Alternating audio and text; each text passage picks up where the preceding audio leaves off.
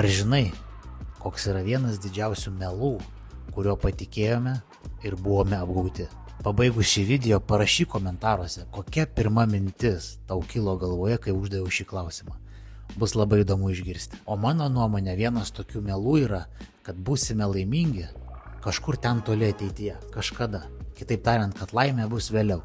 Pirmą pabaigsime mokyklą, ir tada būsime laimingi. Nors ne, tada dar reikia pabaigti aukštąjį mokslą, ir tada galbūt jau galėsime būti laimingi. Bet irgi ne. Tada reikia susirasti gerai apmokamą darbą ar kažkokią veiklą ir tada būsime laimingi.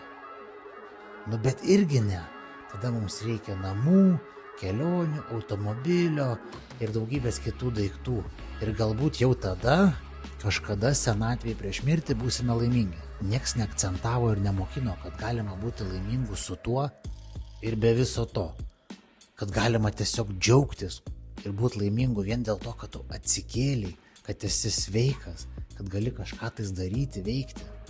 Tai jau yra didžiulė laimė.